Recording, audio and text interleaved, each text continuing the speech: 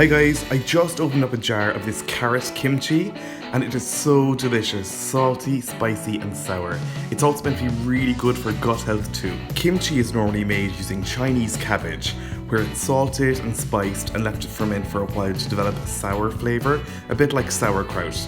But you can make kimchi with pretty much any vegetable you like. Kimchi served on its own like this is a Korean staple and served with every meal.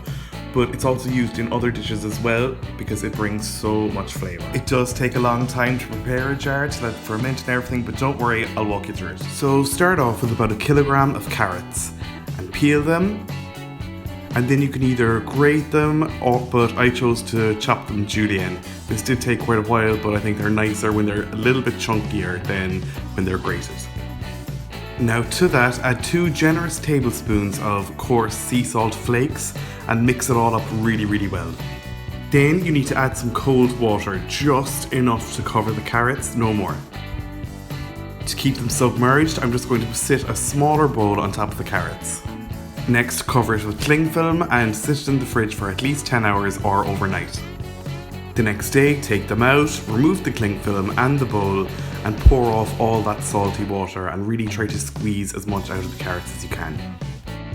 Next, take about 40 grams of fresh daikon radish and grate it into the carrots.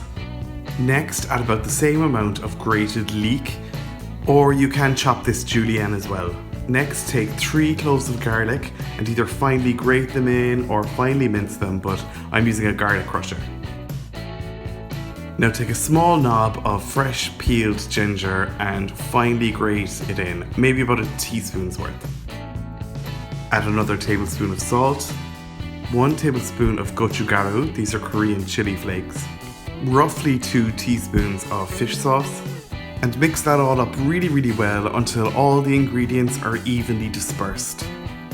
Then take a clean mason jar, a litre sized one, which should probably be enough, and pile all the carrot into it. Make sure you push it all down and add any remaining juice into the jar as well. Push it down again, leaving about 2 inches at the top for the carrots to expand during fermentation. Then seal it all up and let it rest on the counter at room temperature for a few days, maybe 3 or 4. Then open it up and push all the carrots down into their own juices with a spoon. All that bubbling means that fermentation is happening and it's a good sign. Then seal it up again and put it in the fridge for at least a week to let the flavours develop. Then serve it up. I'm serving it with some Korean black bean chicken. You can find the video for that recipe in my Korean playlist, which you'll find in the description below. The longer you leave your kimchi to ferment, the more sour it will become. In Korea they love their 5-year-old kimchis, but that's meant to be really strong and by all accounts probably too much for Irish palates.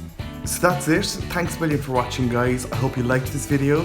If you did, be sure to hit the like button below and the subscribe button to subscribe to my YouTube channel.